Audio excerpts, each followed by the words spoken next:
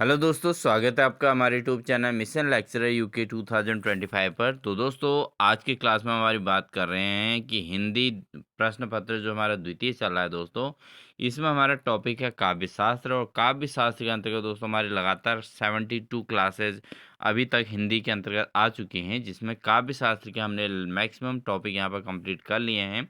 अगर आप चैनल पर नए हैं तो प्लीज़ चैनल को देख लीजिएगा, प्लेलिस्ट में जाके उन क्लासेस को ज़रूर वॉच कर लीजिएगा। अगर आपने एग्ज़ाम क्रैक करना है तो एटलीस्ट आपको एक अच्छी प्रिपरेशन यहाँ पर देखने को मिल सकती है, और आप लगातार हमारे क्लासेस को वॉच करते रहिएगा। तो दोस्तों, आज का हमारा जो टॉपिक है छंद विवेचन और छंद से तात्पर्य छंद का स्वरूप। तो इन 3 टॉपिक्स पर आज की क्लास में हम चर्चा करने वाले हैं। तो बिना स्किप किए पूरी क्लास को ज़रूर वॉच कीजिएगा। साथ ही चैनल पर नए हैं तो चैनल को सब्सक्राइब कर लीजिएगा, बेल आइकन दबाकर और नोटिफिकेशन ऑन कर लीजिएगा, क्योंकि लगातार इसी प्रकार की क्लासेज आपको हम हमारे चैनल के माध्यम से देखने को मिलने वाली हैं। साथ ही दोस्तों, आपसे रिक्वेस्ट है, आपने जो 71 टू जो हमारी क्लासेस देखी हैं वो मैम के द्वारा आपको क्लासेस कराई गई हैं, उनमें आप लोगों का अच्छा रेस्पॉन्स देखने को मिला है। तो लगातार इसी प्रकार क्लासेस वॉच करते रहिएगा, और साथ ही वीडियो को लाइक कर दीजिएगा। कमेंट सेक्शन में प्यारे प्यारे कमेंट्स देकर मैम के को मोटिवेट करने का प्रयास कीजिएगा दोस्तों। तो बढ़ते हैं आज की क्लास की ओर। तो साथियों, आज का जो हमारा टॉपिक है छंद से तात्पर्य। तो क्या होता है छंद? देखिए, छंद शब्द संस्कृत धातु छद, जिसका अर्थ है आवरण देना या नियम में बांधना, से बना है। तो ये शब्द जो संस्कृत धातु छद से बना है। काव्य में छंद का अर्थ है वह पदबंध या संरचना जिसमें वर्णों और मात्राओं की निश्चित संख्या और क्रम होता है। छंद से तात्पर्य, तो काव्य की वह रचना पद्धति जिसमें मात्राओं, वर्णों, यति और तुकांत का एक निश्चित विधान होता है। तो और छंद क्या करते हैं, जो हमारी कविता होती है उसे लयात्मक, संगीतपूर्ण और मधुर बनाता है। तो छंद को हम कैसे, उसमें क्या होता है, जैसे मात्राएं होती है, लघु मात्रा, दीर्घ मात्रा, उससे हम छंद छंद का पता कर सकते हैं कि इसमें कौन सा छंद है। तो छंद हमारी कविता को क्या बनाता है, एक लयबद्ध बनाता है। तो अगर हम छंद का इस अर्थगत निष्कर्ष निकालें तो कह सकते हैं छंद कविता की लयात्मक आत्मा है, यह उसे गति, माधुर्य और अनुशासन देता है। तो छंद क्या करता है, कविता में एक लयबद्धता लाता है। उससे हमारी कविता को क्या मिलता है, एक एक लय के तौर पे हम अपनी कविता को गा सकते हैं। आगे देखते हैं हम छंद का स्वरूप क्या है। स्वरूप, तो छंद का स्वरूप उस नियमबद्ध संरचना को कहते हैं जिसमें कविता के प्रत्येक चरण में वर्णों या मात्राओं की समानता होती है। तो जो उसका स्वरूप होता है छंद का, तो उसमें हम कितने वर्ण हैं, कितने मात्राएं हैं, उनकी समानता के अनुसार हम छंद को पहचान सकते हैं। छंद के स्वरूप को 3 तत्वों के आधार पे बाँटा गया है। जैसे सबसे पहले उसमें क्या वर्ण आ जाता है, वर्ण कितने हैं, अक्षर कितने हैं। फिर उसके बाद से मात्राएँ देखी जाती हैं, मात्रा में जैसे लघु, गुरु, छोटी, बड़ी, कौन-सी मात्रा है। फिर लय आ जाता है, तो लय कविता का संगीतात्मक प्रभाव है। तो छंद के स्वरूप में 3 तत्वों को लिया गया है। छंद में हम आगे बात करते हैं। अब देखते हैं छंद के प्रकार कौन कौन से हैं। जैसे सबसे मुख्य तौर पे छंद 2 प्रकार के होते हैं। एक नंबर 1 है हमारा वर्णिक छंद, और दूसरा है मात्रिक छंद। अब वर्णिक छंद क्या होते हैं, इनमें वर्णों की संख्या समान होती है। वर्णों की संख्या एक समान होती है, तो ये वर्णिक छंद कहलाते हैं। जैसे इनके उदाहरण हैं इंद्रवजा छंद, उपेंद्रवजा और शिखरणी। और दूसरे नंबर पे जो हमारा मात्रिक छंद है, तो मात्रिक छंद में क्या होता है, मात्राओं की संख्या समान होती है। उसमें जैसे दोहा, चौपाई, रोला, सवैया, ये हमारे क्या आ जाते हैं, आपके मात्रिक छंद में।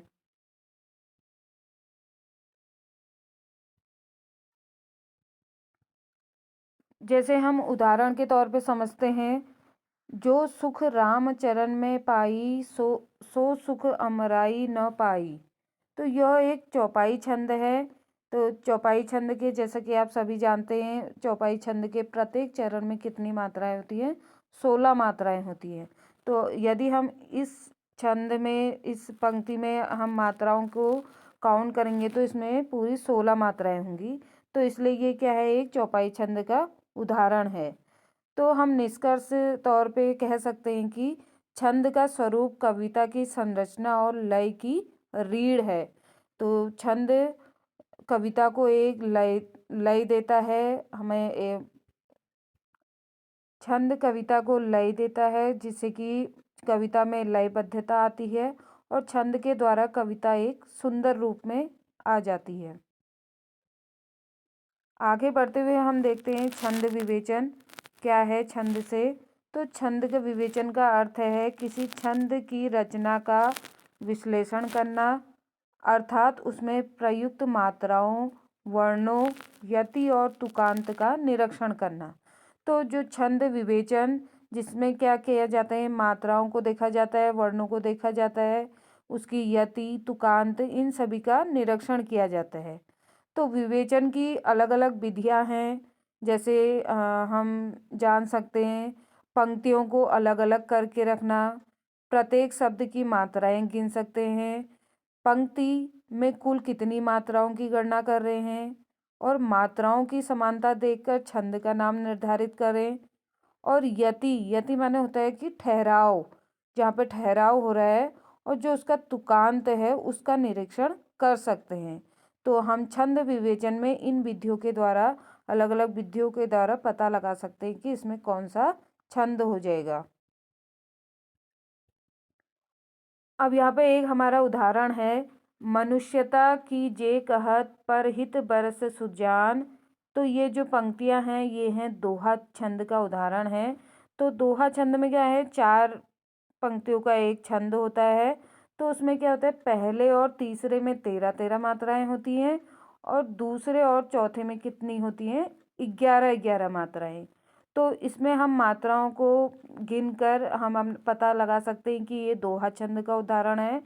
और ठीक इसी का विपरीत, दोहा का विपरीत जो छंद होता है वो होता है सोठा। तो सोठा में क्या होता है? पहले और तीसरे में 11-11 मात्राएं होती हैं, और उसके विपरीत जो दूसरा और चौथा होता है उसमें आपकी 13-13 मात्राएं होती हैं। तो इस निष्कर्ष रूप में हम जान सकते हैं कि जो छंद विवेचन से जो हमारे काव्य की क्या होता है, हमें लय प्राप्त होती है, हमारे छंद काव्य में अनुशासन आता है, और एक रचना पद्धति की जानकारी का पता चलता है। तो छंद विवेचन कविता के छंदिक स्वरूप को समझने और पहचानने की एक क्या है? प्रक्रिया है। चलिए साथियों, अब हम इससे संबंधित कुछ बहुविकल्पी प्रश्न कर लेते हैं। तो देखिए, सबसे पहला प्रश्न है हमारा, छंद शब्द किस धातु से बना है? तो जो ऑप्शन है, चल धातु, छद धातु, वद धातु या गम धातु। तो जब हमने शुरुआत करी थी तो हमें वहाँ पे छंद शब्द का धातु का पता चला था। तो इसमें जो ऑप्शन नंबर बी है वो हमारा सही जवाब है। तो छंद बना है छद धातु से। अगला प्रश्न है हमारा, छंद का शाब्दिक अर्थ है। तो क्या छंद का शाब्दिक अर्थ पूछ रहा है? तो हमारे जो ऑप्शन दे रखे हैं, अलंकार है, अनुशासन या नियम है, रस है या गद्य है। तो छंद का जो शाब्दिक अर्थ है वो है अनुशासन और नियम। अर्थात जो हमारी छंद जो कविता होती है, छंद के माध्यम से वो क्या हो जाती है? एक लयबद्ध हो जाती है, अनुशासन में आ जाती है, और नियम के अनुसार होती है। अगला प्रश्न है साथियों, कविता को लय और ताल कौन प्रदान करता है? तो ये जो प्रश्न है बहुत बार एग्जाम में पूछा भी गया है। तो देखिए, जो इसके ऑप्शन है, पहला इसमें है रस, छंद, अलंकार या शब्द। तो कविता को लय और ताल कौन प्रदान करता है? तो जिसके बारे में हम बात कर रहे हैं वही कविता को लय और ताल प्रदान करता है। तो इसका जो सही जवाब है वो है हमारा छंद। छंद क्या करता है? कविता को लयबद्ध बनाता है, उसमें ताल, तो छंद ही इसका क्या हो जाएगा? सही जवाब हो जाएगा।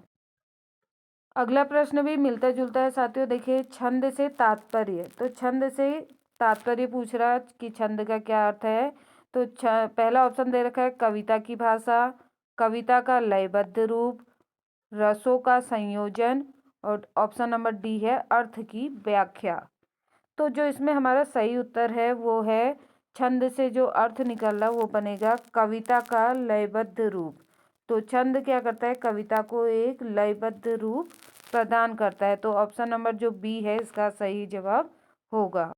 बढ़ते हैं अगले क्वेश्चन की ओर। अगला क्वेश्चन है हमारा छंद का संबंध किससे है।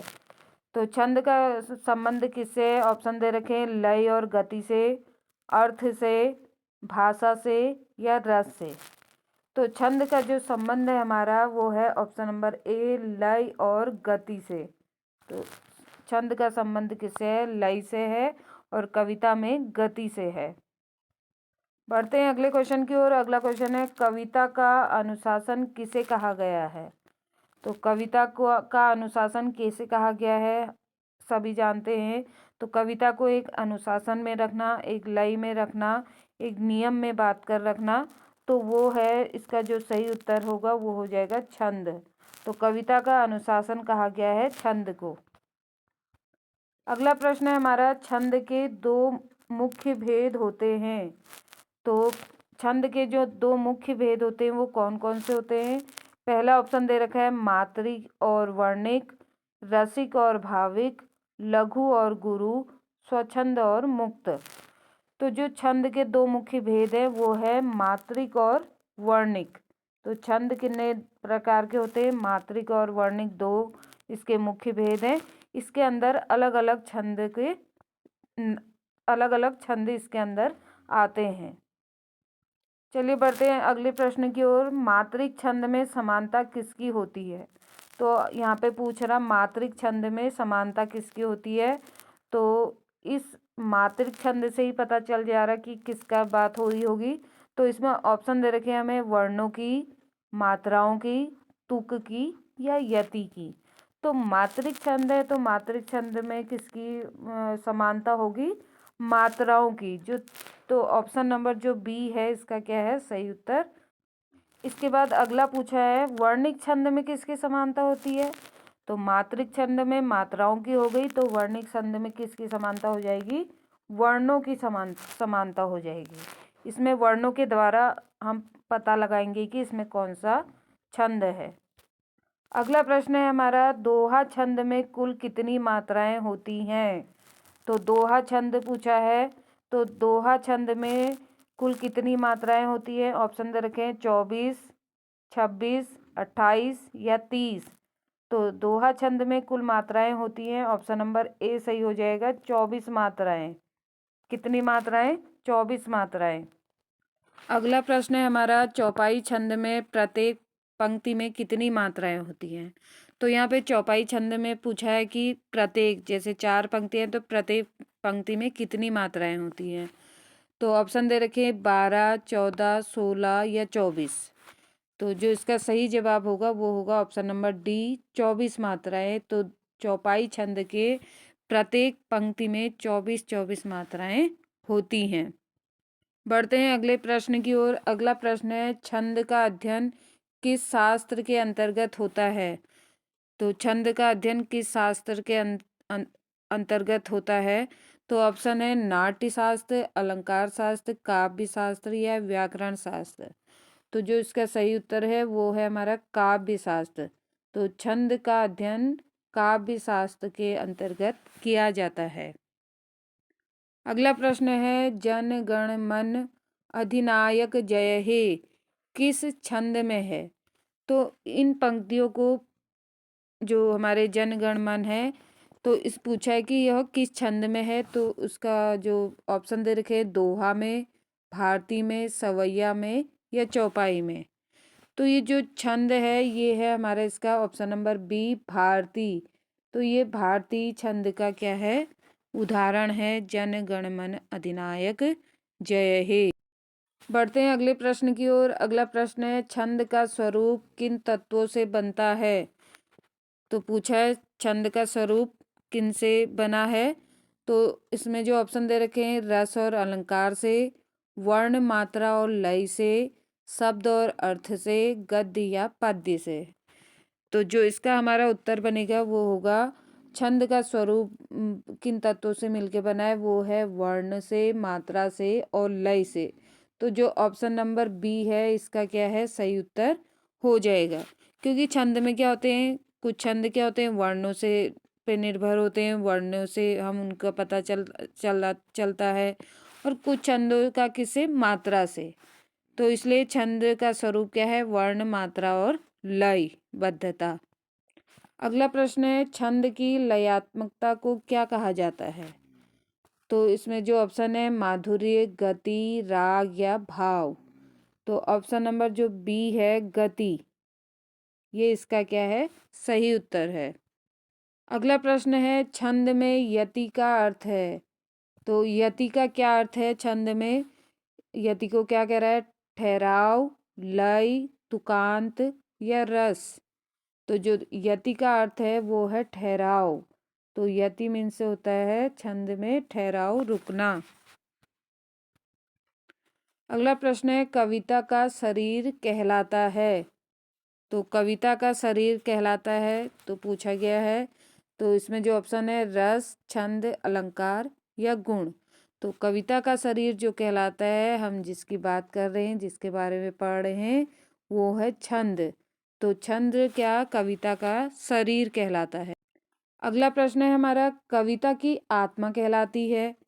तो पहला, इससे पहले वाला क्वेश्चन पूछा था कविता का शरीर क्या है, अभी अब क्वेश्चन पूछा है कविता की आत्मा क्या है। तो आत्मा क्या है, देखिए इसमें हमें ऑप्शन दे रखे हैं, रस है, अलंकार है, छंद है या लय है। तो कविता की आत्मा जो है वो होता है रस। रस को क्या कहते हैं, कविता की आत्मा।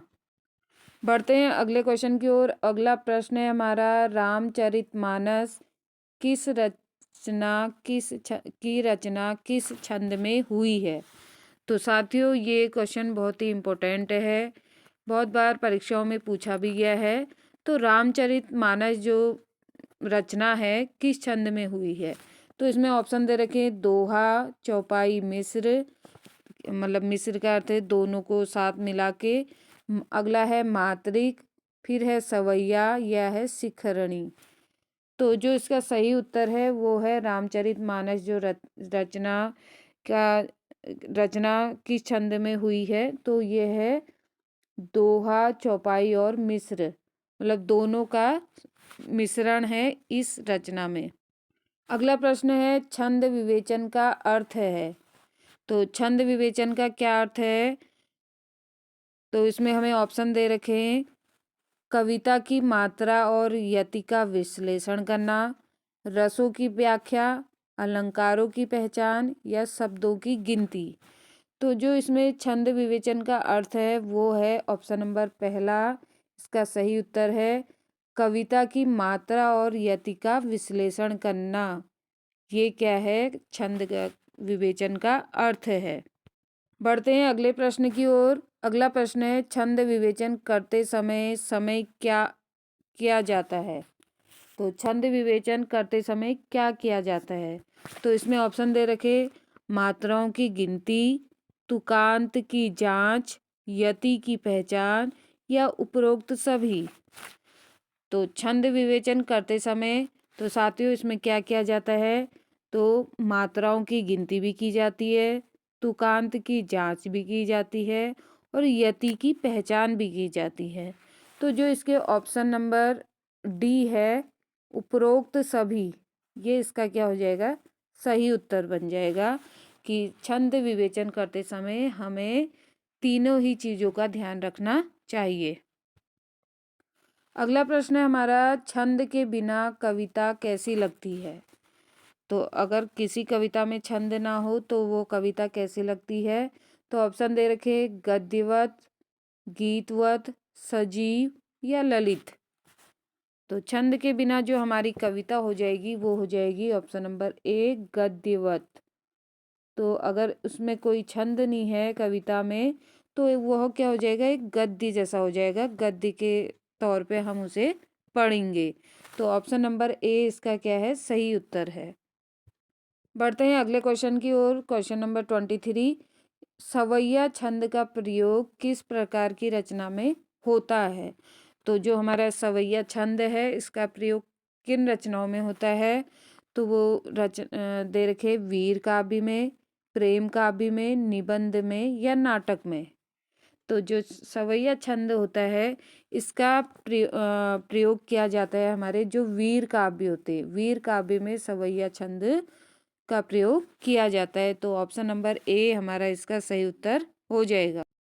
अगला प्रश्न है छंद की त्रुटि कहलाती है। तो छंद की त्रुटि माने गलती कहलाती है। तो क्या कहते हैं उसे? अनुप्रास, मात्रा भंग, रस दोष या भाषा दोष।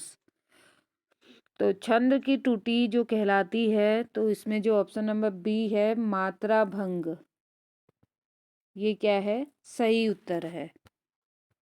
बढ़ते हैं अगले प्रश्न की ओर। अगला प्रश्न है दीर्घ स्वर की गणना कितनी मात्राओं की होती है?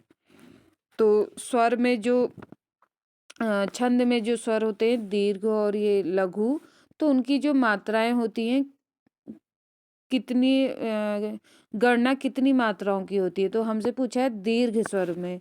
तो ऑप्शन दे रखा है हमें नंबर एक ए में दे रखा है 1 मात्रा, 2, 3 या आधी।